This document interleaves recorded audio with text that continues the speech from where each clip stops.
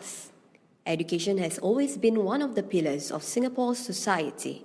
From preschools to institutes of higher learning, the quality of education in Singapore is among the best in the world. Singapore enjoys a strong brand name in education. Its reputation for offering high-quality education has attracted many leading educational institutions from all over the world to set up operations in the country. But did you know that there was a time when our education was not as well developed? Ever wondered how our education was like then? Join us as we speak to 3 teachers from different generations.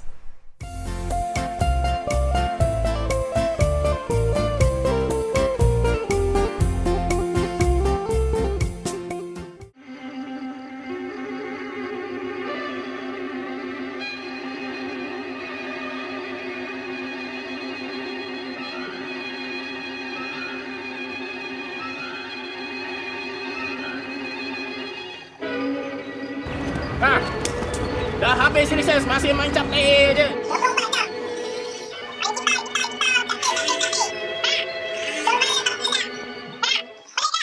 During the 1960s to late 1970s, Singapore had adopted a survival-driven education which emphasized on literacy for all. Diverse ethnic educational streams were merged into a single national system by integrating bilingual education policy. In order to rediscover and understand Singapore's education during the era, my co-hosts Ashraf and I met up with Madam Sumina, a retired teacher from the 1970s, for insights regarding the education system during her time.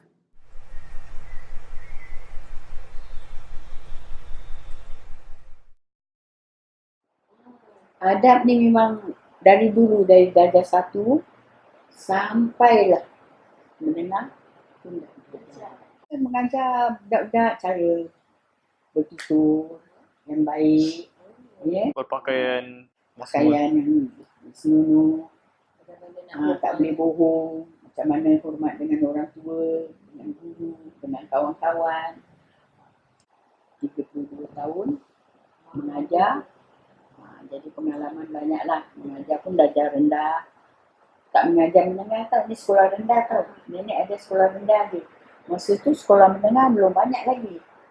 Masa yang 50-an, 60-an tu belum ada sekolah menengah.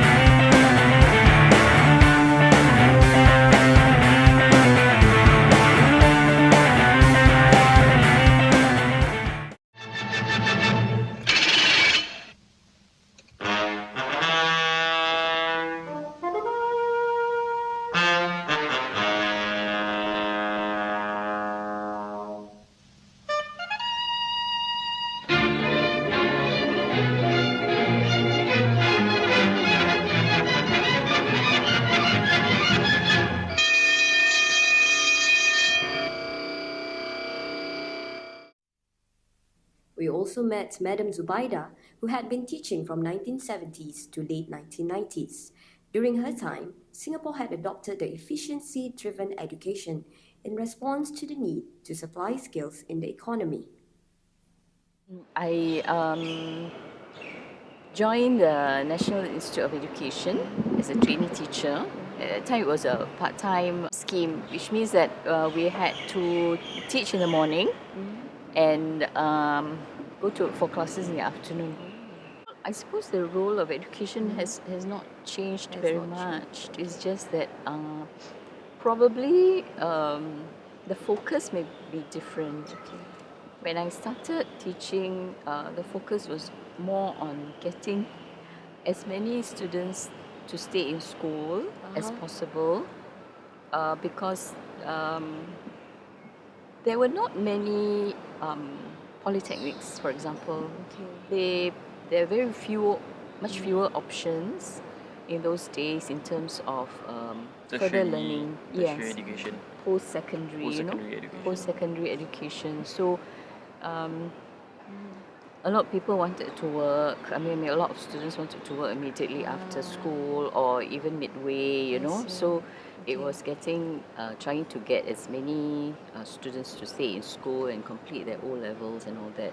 At that time, you know, we are not called teacher or madam who or miss who. I think until now it's Sure. also the same.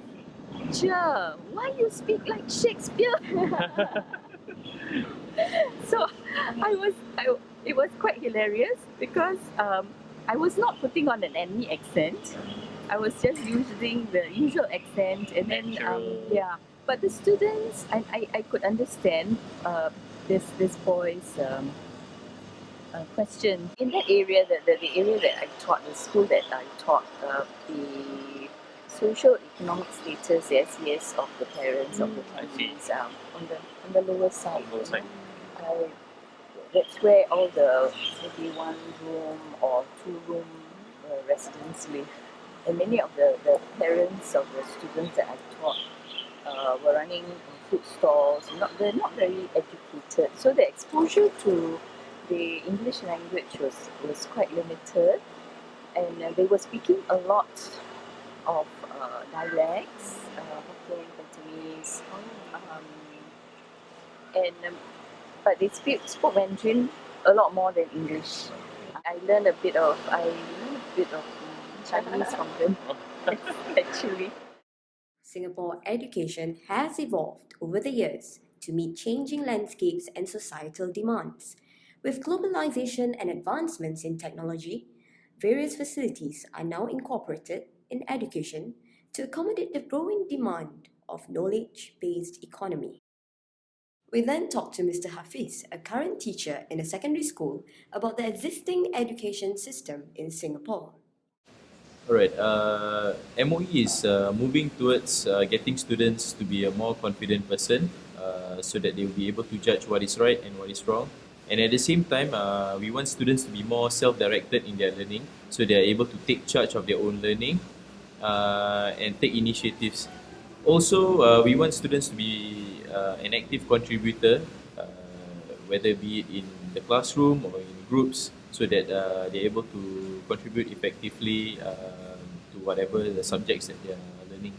It gives me some sense of pride and joy when I see my students succeed. I do take graduating classes at times, and then when they get their results, be it N or O levels, and they, when you see them smiling, it gives me a sense of pride to see them succeed and move on towards their next tertiary life. With all the insights given by various educators, the overall objective remains clear. Singapore's education is constantly evolving to prepare successive generations of young people to compete and thrive in a globalized future. While we prepare our younger generation for a brighter future, will this knowledge be enough to equip them with lifelong learning and strength in character? This is Fazila signing off.